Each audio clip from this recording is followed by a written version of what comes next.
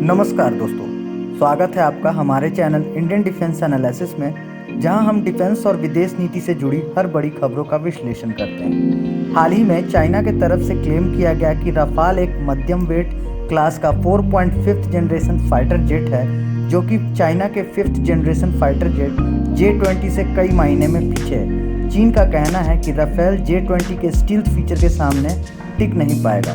तो चलिए हम इस बार इन दोनों एयरक्राफ्ट को कंपेयर करके देखते हैं और जानने की कोशिश करते हैं कि किसमें कितना है दम।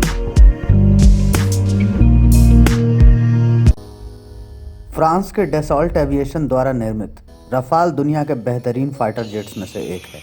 ये एयरक्राफ्ट 4.5th जनरेशन का फाइटर प्लेन है। रफाल फाइटर जेट्स को अलग अलग सिचुएशन में अलग अलग रोल के लिए डिज़ाइन किया गया है, जैसे कि एयर सुप्रीमेसी, ग्राउंड अटैक और जासूसी। रफाल फाइटर जेट्स का लैंड और नेवल वर्जन भी मौजूद है और ये इंडिया के बेस्ट फाइटर जेट्स में से एक है। वहीं चेंडू J-20 एक 5th जनरेशन का single pilot twin jet all weather stealth aircraft है, जिसे डिज़ाइन किया गया है एयर सुप्रीमेसी के लिए। हालांकि सबसे बड़ी कंट्रोवर्सी इस प्लेन के स्टील्थ फीचर्स को लेकर ही है। ये प्लेन तो कहने को चाइना ने बनाया है, लेकिन इसका डिज़ाइन USA के F-22 से कॉपी किया गया है। ये मैं नहीं कह रहा हूँ, ये ब्लेम USA ने चाइना पर खुद लगाया है। दोस्तों, 2009 में UAE के अंदर एयरफोर्स की ज्वाइंट मिलिट्री एक्सरसाइज हो रही थी, जिसमें F-22 रैप्टर और रफाल दोनों ने ही हिस्सा लिया था। उस एक्सरसाइज में एक डॉग फाइट के दौरान रफाल ने बहुत ही आसानी से F-22 को लॉक करके मिसाइल दाग भी दिया था। ये एक रियल मिसाइल नहीं था, ये तो बस एक सिमुलेशन था। यहाँ से आपके समझ में आ गया होगा कि रफाल क्या चीज़ है। फिर भी एक बार हम रफाल C और J-20B के फीचर्स को कंपेयर करके देखते हैं कि बेहतर कौन है। J-20 को पहली बार 2017 में इंट्रोड्यूस किया गया था PLAF यानी पीपुल्स लिबरेशन आर्मी एयरफोर्स में। वहीं इसकी संख्या करीबन 50 की थी PLAF में 2019 तक। इसके एक यूनिट का कॉस्ट 100 से 110 मिलियन डॉलर का है। एक पायलट से चलने वाली इस एयरक्राफ्ट का टेक ऑफ वेट 40 टन का है। वहीं इसमें इस्तेमाल होने वाले रशियन मेड सैटर्न AL-31F के टर्बो डुअल इंजन कुल 30 टन का थ्रस्ट पैदा करते हैं। ये सेम इंजन रशिया के सुखोई 27, 30 और 35 में इस्तेमाल होता है। एक रशियन इंजन की ऊर्जा से चलने वाले इस फाइटर जेट की maximum speed 2470 kilometre per hour है। हालांकि इन फ्यूचर चाइना इसमें दूसरे इंजनों को लगाएगा, जो कि फ़िलहाल अंडर डेवलपमेंट है। वहीं इस फाइटर जेट का मैक्सिमम रेंज 6000 किलोमीटर होने के साथ साथ इसका कॉम्बैट रेडियस 2000 किलोमीटर का है। हालांकि इसके क्लाइम रेट की जानकारी को क्लासिफाइड रखा गया है। वहीं इस एयरक्राफ्ट को हवा में 66,000 फीट तक ऊपर उड़ाया जा सकता है। इतनी ऊंचाई पर यह पूरी तरह से फुल्ली ऑपरेशनल रहता है या नहीं, ये बात चाइना को ही पता है। वहीं दूसरी तरफ अगर राफेल C की बात करें तो इस फाइटर जेट को फ्रांस के डसॉल्ट एविएशन ने बनाया है और इसे फ्रेंच एयरफोर्स में 2001 में शामिल किया गया था। उसके बाद से 570 से भी ज़्यादा विमान फ्रेंच एयरफोर्स के पास है। वहीं इंडियन एयरफोर्स के पास 8 राफेल जेट्स हैं, जिनकी संख्या अप्रैल तक 16 हो जाएगी और 2023 तक हमें 36 राफेल की डिलीवरी कंप्लीट कर दी जाएगी।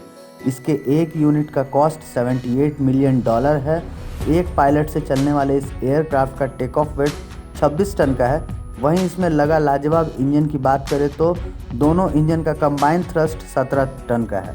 इस ताकतवर इंजन की मदद से ये एयरक्राफ्ट 2223 किलोमीटर पर आवर की मैक्सिमम स्पीड को अचीव कर सकता है। 3700 किलोमीटर के मैक्सिमम रेंज के साथ साथ इसका कॉम्बैट रेंज 1851 किलोमीटर तक है। J-20 की तरह इस फाइटर जेट के क्लाइम रेट को भी क्लासिफाइड रखा गया है। वहीं इस एयरक्राफ्ट को हवा में 50,000 फीट तक ऊपर उड़ाया जा सकता है और इतनी ऊंचाई पर भी ये पूरी तरह से फुल्ली ऑपरेशनल रहता है। J-20 में एक कमज़ोर इंजन होने के कारण इसके सुपरसोनिक एबिलिटी और मैनोरेबिलिटी राफेल की तुलना में बहुत ही कम है।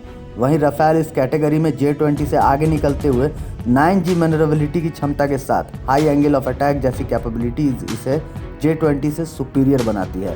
राफेल में लगे कैनाड विंग्स इसे एरोडायनामिकली स्टेबल रखने के साथ साथ शार्प टर्न और फाइटर प्लेन्स को डॉज करने में इसे बेहतरीन बनाते हैं। इतना ही नहीं, राफेल का एक्सेलरेशन भी J-20 से ज़्यादा है।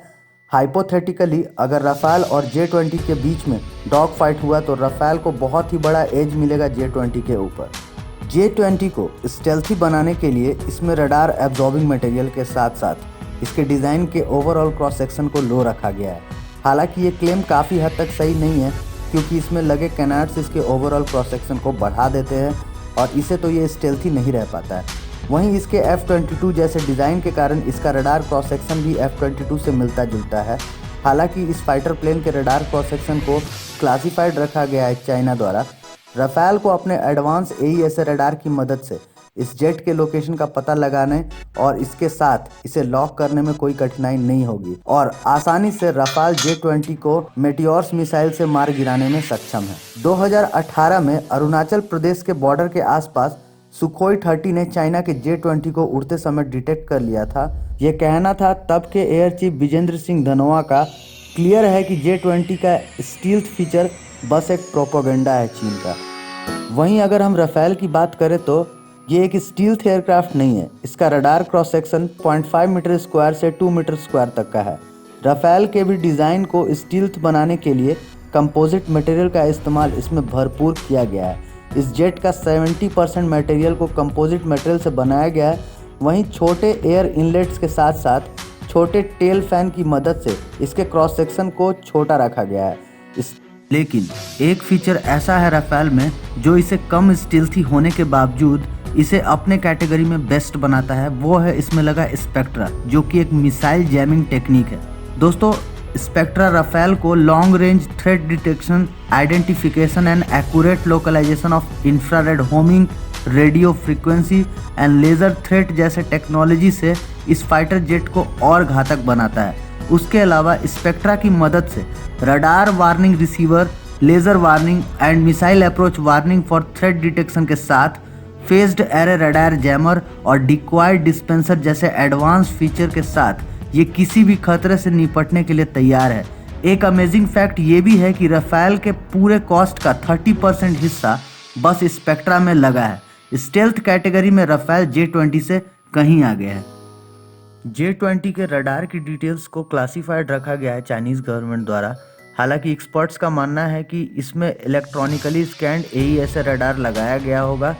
चाइना ये भी क्लेम करता है कि इस प्लेन में सैटेलाइट लिंक कम्युनिकेशन का इस्तेमाल किया गया है। यही नहीं, इस फाइटर जेट में लगे 6 ऑप्टिक सेंसर की मदद से ये पूरे बैटल फील्ड का 360 व्यू LCD स्क्रीन पर पायलट को दिखा सकता है। वहीं राफेल की बात करें तो इसमें लगा passive electronically scanned multi mode radar को अलग अलग तरह के सिचुएशनल अवेयरनेस के लिए बनाया गया है। इसमें लगे रडार टारगेट्स की पहचान पहले ही कर लेते हैं, जिसके कारण इसे एक एडवांटेज मिलता है अपने एनिमी के ऊपर। इसमें लगे रडार की मदद से 144 किलोमीटर तक टारगेट को लॉक किया जा सकता है। इसके रडार प्रोजेक्ट करते हैं रियल टाइम 3D मैप पहाड़ों के बीच से निकलने के लिए। वहीं high resolution ground map pilot की मदद करते हैं नेविगेशन और टारगेट को लॉक करने में। एयर सुप्रीमेसी के लिए इस एयरक्राफ्ट में बहुत से सेंसर लगाए गए हैं। इसके फ्रंट सेक्टर में लगे इलेक्ट्रो ऑप्टिकल सिस्टम की मदद से इंफ्रारेड मिसाइल दागा जा सकता है बियॉन्ड विजुअल रेंज डिस्टेंस के लिए। दोनों ही एयरक्राफ्ट में बियॉन्ड विजुअल रेंज मिसाइल और शॉर्ट रेंज मिसाइल लगाया जा सकता है। एक अनुमान के अनुसार J-20 में एक इंटरनल वेपन बे में 4 हार्ड पॉइंट है और 4 एक्सटर्नल हार्ड पॉइंट होते हैं, जिसमें air to air, air to sea, short range guided missile और बियॉन्ड विजुअल रेंज मिसाइल शामिल है।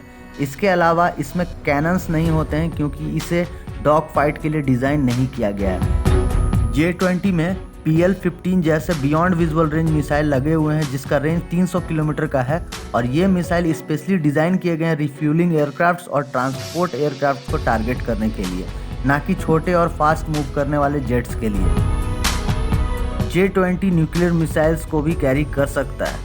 वहीं राफेल 9.5 टन के वेपन पेलोड को कैरी कर सकता है। इसमें कुल 14 मिसाइल्स को एक साथ लगाया जा सकता है, जिसमें air to air, air to sea, short range guided missiles और बियॉन्ड विजुअल रेंज मिसाइल्स शामिल हैं। स्ट्रैटेजिक मिशन में ये फाइटर जेट न्यूक्लियर मिसाइल्स को भी कैरी कर सकते हैं। इस एयरक्राफ्ट में ट्विन गन पॉड्स हैं, जो कि 30 mm की 2500 राउंड फायर कर सकते हैं पर मिनट। इसमें लेज़र डेजिग्नेशन पॉड की मदद से एयर टू ग्राउंड मिसाइल को दागा जा सकता है। इस जेट की मदद से प्रिसीजन बॉम्ब्स को भी फायर कर सकते हैं, जिसे GPS और इंटरनल नेविगेशन के द्वारा टारगेट पर लॉक किया जा सकता है। वहीं राफेल में लगा मेटियोर्स मिसाइल का ऑपरेशनल रेंज 100 किलोमीटर है और 60 किलोमीटर के अंदर नो एस्केप जोन है, यानी कि 60 किलोमीटर के अंदर कोई भी टारगेट लॉक हुआ तो वो इस मिसाइल को डॉज नहीं कर पाएगा।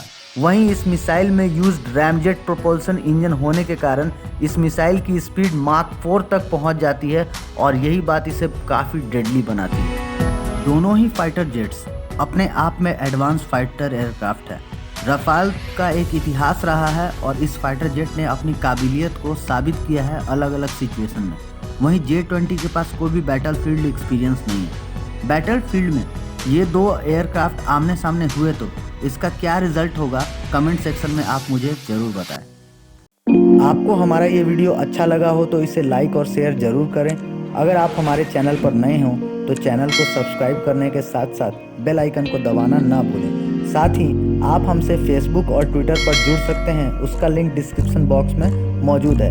अगर आपको वीडियो पसंद नहीं आया हो तो कमेंट बॉक्स में कमेंट करके कारण ज़रूर बताएं, ताकि अगली बार हम वीडियो को और भी अच्छे तरीके से आपके सामने रख सकें। जल्द ही मिलते हैं अगले वीडियो में। जय हिंद की सेना।